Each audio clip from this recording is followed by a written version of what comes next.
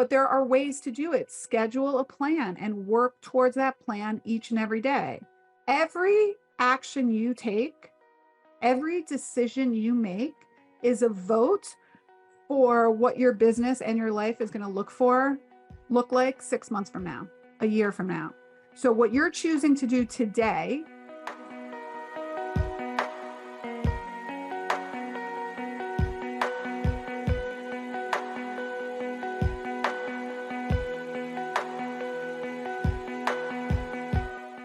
Hey there, everyone. Welcome back to another episode of the Female Empowered Podcast. I'm your host, Krista Gurka. And as we approach the end of the year, I'm going to be re-airing some of our favorite listener favorites. Does that make sense? Favorite listener favorites? Some of our listener favorites of this podcast, which has now been on its third full year. I cannot even believe it. So today, what I'm going to be sharing with you is our most popular episode of 2023, which was entitled How to Create Efficient and Sustainable Schedules for Your Business, Your Team, and Yourself. All right. So basically, this had something like over 300 downloads and a lot of comments. So we had a lot of people reaching back out to me about how to establish good schedules, what the most successful female boutique fitness business owners are doing for themselves and their team. And so I hope that you enjoy this episode. Now let's get into today's show. Hello there. Welcome back to another episode here at the Female Empowered Podcast. I am your host, Krista Gurka, and this is take 2 of this recording because apparently I recorded this previously with no audio. And the only reason I say that is because, shit happens. And rather than get down on yourself, like this is, going to be a disaster and oh my God, I have to record it again. Just be like, okay, so you know what? The beauty is I will have time to re-record it. And so that's the way I look at things now. I can either spiral up into thinking, what can I control? Or I can spiral down into woe is me, and spiraling down helps nobody. So what we're going to talk about today is how to establish good schedules for your team, for yourself as the business owner, and for your business in general, for the studio, for your clients, for your customers. So basically all about scheduling, little tips and tricks to how to make them the most efficient and sustainable and profitable. Okay, so that's all what we talk about here at the Female Empowered Podcast, how to create a healthy, profitable, and sustainable business. Okay, that's what we're looking for here. So basically, we work in a service-based business. So our entire industry is making appointments with clients and servicing those appointments. So we have to run on a schedule. And so sometimes scheduling can be the bane of our existence because as service providers, we're not going to be able to appease everyone. And there is a limit, a capacity. Like there's a capacity to our workday, and there's a capacity again to our utilization. We only have so much space. We only have so much clinicians. We only have so many hours in the day that are feasible for people. So, it is really important to make as streamlined and as user-friendly of a schedule to make your four-wall brick and mortar location profitable and sustainable.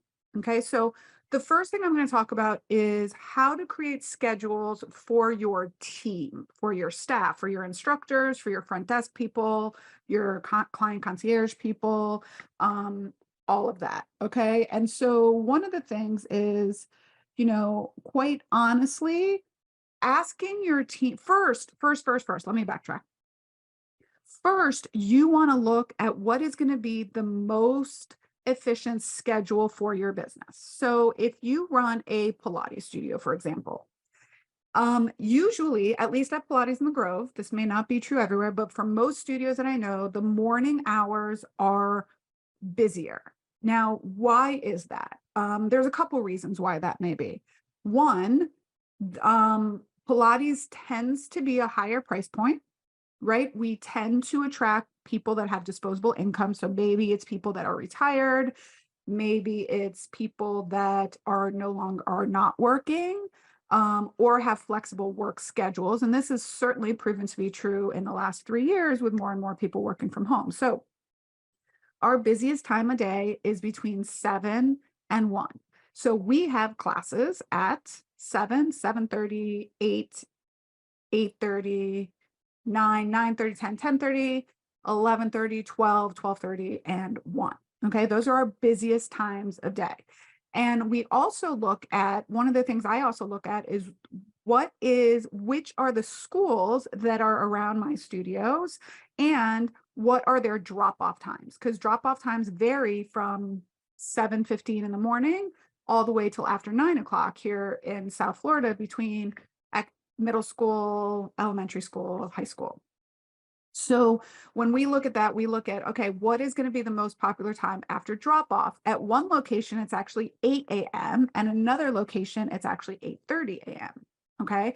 And then 9:30 a.m. So we make sure to have as much availability during those times, right?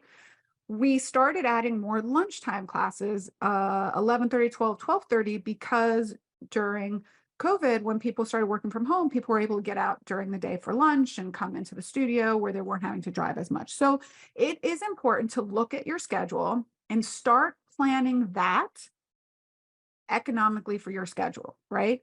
How many hours do you need to be available for the majority of your clientele to come in? Okay. Now, if you are a solopreneur and it is only you and your business, not only do you have to look at when are the most economical times for clients to come in, but you also have to decide for yourself, right? So I would say, what do I want in my life? Okay. Do I want to be the one that drops my children off at school if you have children? Do I want to be the one that's picking my children up from school if you have children? Do I want to get my own workout in the morning and I don't want to start work until 11? Do I want to get in really early, because maybe my partner can take care of morning duties, and then I will be able to get out early and pick them up? Or do you want to do some sort of hybrid? When my children were really little, and this was before my husband took a job where he was traveling all the time, we alternated days. So for example, Monday, Wednesday, Friday, I did school drop off and he did pick up. So he would go in early and pick them up. And then Tuesday and Thursday, he did school drop off and I would pick them up. So I was able to, Tuesday and Thursday, I would go in really early, like 7 a.m. and leave at 2. And Monday, Wednesday, Friday, I would go in a little later, like 10, and work till like 4 or 5. Okay. So if that's an option, some people I know that we have in our groups, they work a little bit during the week, but then they work on the weekends because their partner's home with the kids. So it's really important for you to understand what it is that you want in your life and then book your clients around that. Okay. Because that is, if not, that's when you feel like you're a chicken with your head cut off and working, working, working, working, working, working, working, working, working. Okay. So figure out what works for your life, figure out what works for the studio. And then if you have a team, what you want to hire for are the times that you do not want to work or are not available to work.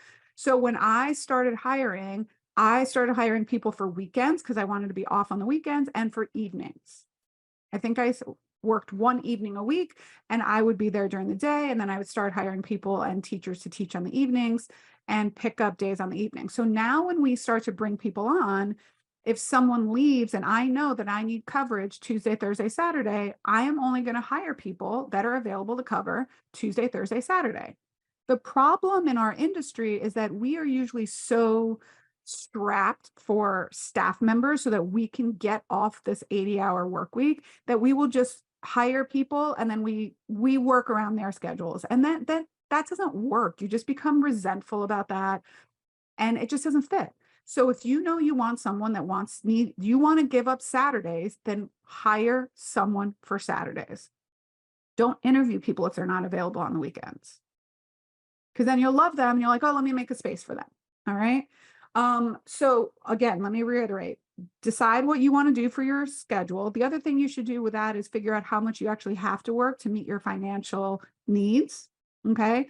Decide what's going to work for you and your team, and then put those schedules in place. So we alternate shifts at Pilates in the Grove. So we have the most staff in the studio in the mornings. We usually have 3 to 5 of us in the mornings, and then in the afternoons we have 1 to 2 of us.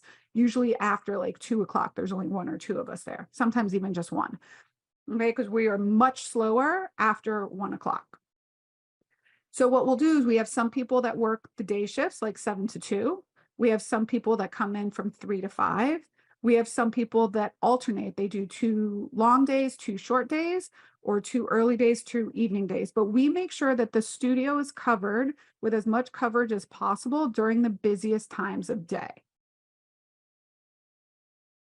And that has worked really well for us. And we block people in periods of time. So my team, they're blocked from like 7 to 11 or whatever have you. Even when people come on new, I block them and I give them a block of hours. So they don't have a Swiss cheese schedule, or we try to as much as possible. You also want to know how many hours your team wants to work, right?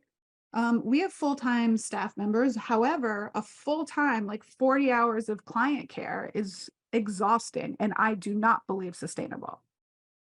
So figure out how long your team wants to and it has the capacity to work. We have some people, I have an instructor that works 7 to 2 pretty much every day straight through without a break. She prefers that. She's good at it. She can do it. And then I also have instructors that need a break every 2 or 3 hours. That's fine too, right? So allowing your team to have the kind of schedule that allows them to be most productive is ultimately beneficial for you as a business owner and for your clients.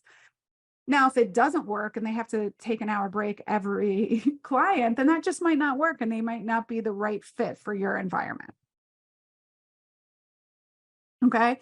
So then from as far as your schedule as CEO, determine which days you want to be seeing or treating clients or treating patients or teaching classes, and which days or hours are going to be your administrative work. I highly advise separating those two out because it's really hard for me anyways to what I call task switch.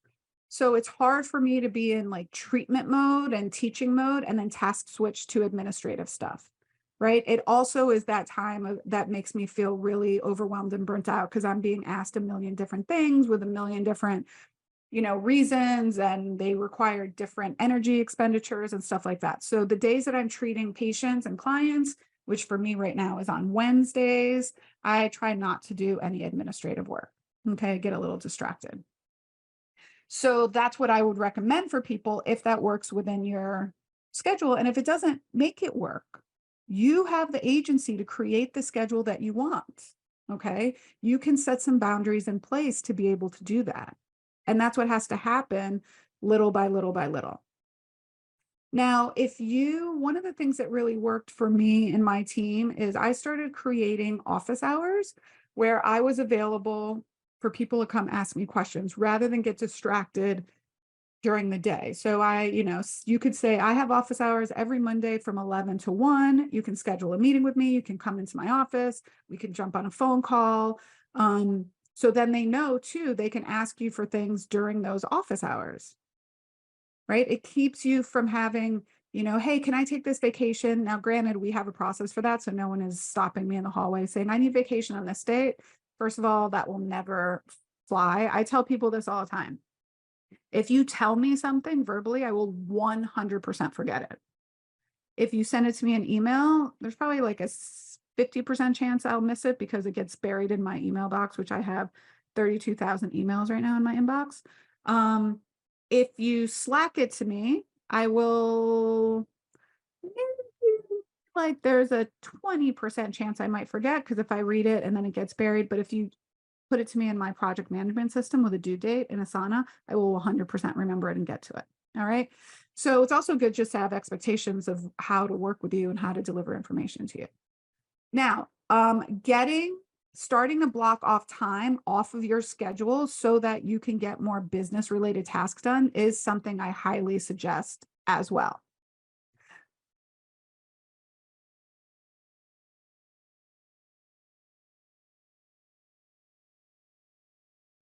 So, one of the things I also recommend is not to go back and forth with scheduling. Use a scheduling software. If you own a studio or a clinic, you can use something like Jane. PT clinics use that a lot. We use Moments. There's Walla, MindBody, Infusionsoft, all of those kind of things where people you can have an Acuity. I really love Acuity, which is now Squarespace scheduling. Use a automated scheduler, even if it's like Calendly, which is free. Okay. Because the going back and forth between, oh, I can do 10, and then somebody doesn't reply to you for another hour and a half, and then that time is scheduled and it's taken, just send people a link. And it says, this is when I'm available. Schedule a time for me. It doesn't say, it doesn't show that you're taking a 3-hour lunch. It says, this is what's available on these days. And you can also usually set limits. So when I use Acuity for my personal calendar, and I will set limits on there that says, do not schedule more than 3 coaching calls in a day on these certain days. Give me a 15-minute break between each type of appointment. Okay, so you can do that a lot. So if you know that your capacity is, I can't do more than 3 calls, you can do that. If you want to say, I want a 15-minute break between every call, you can do that. And it doesn't say, it's not like, oh, Kristen needs a 15-minute break, so she cannot schedule you at this time. No, that just is what shows up on the calendar. So it makes it really, really easy. You send it. If they don't look at it for another 3 hours, then whatever is available at that time is what's available. It's also great to help automate. It sends automated texts and reminders, so you don't have to worry about that, and it populates it right into your calendar. Okay, so things again like Acuity, Jane for your customers and your clients, Moments, Walla, MindBody, Squarespace scheduling. There's all sorts of scheduling softwares and platforms that you can use.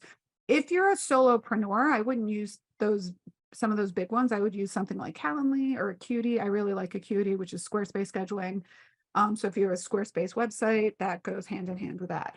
But definitely get off of paper and pen. Even if it takes you a little while to learn the system, it's going to be so much better for you in the long run. Establish clear communication channels. So this is what I was talking about when I said, if you tell me something, I will 100% forget it. No, 100%. So besides my ADHD, I have a lot of stuff going on. People are coming at me from a lot of directions. So I won't remember it. So establish clear communication. Like if you're going to have office hours, 1 day a week, you can say like, this is a time to come to me with questions, or schedule a meeting if you need to talk about something. Encourage open communication. Like, please know that if you really need me for something, you can Slack me or put it in Asana with a due date. How should they communicate their availability to you?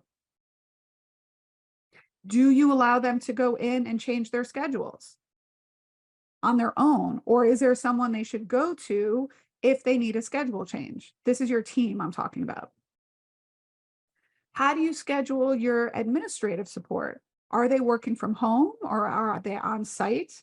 I would schedule them the busiest times a day, or the time that the phone is ringing the most. And by the way, you can look at this even through Google Analytics. If you have your phone number listed on there, it will tell you how many calls you get a day, how many were missed, and what's the most common call time.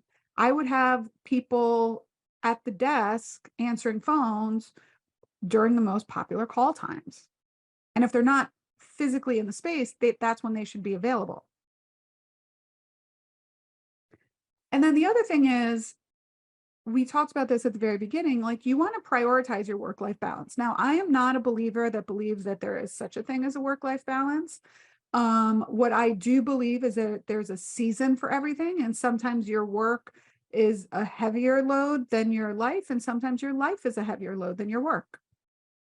You have to be honest with yourself about what season are you in your life. Do you have small children? Are you caring for a sick child or an elderly parent or a partner or another family member? Are your children grown? Do you want to be traveling? Whatever season you are in your life, there's nothing wrong with it. And you just should decide how many hours you want to work, what your financial needs are, and then create that work around your life, or at least start planning and putting those motions in place. So if you say, I only want to work 2 days, or I only want to see clients 2 days a week, be client facing 2 days a week, and right now you're 5, what steps, what process are you going to put in motion so that by the end of 2023, you're down to 2 days a week? Maybe that's every month I'm going to remove 2 people from my schedule, whether that means discharge them or transfer them to someone else. Then you close off 1 day.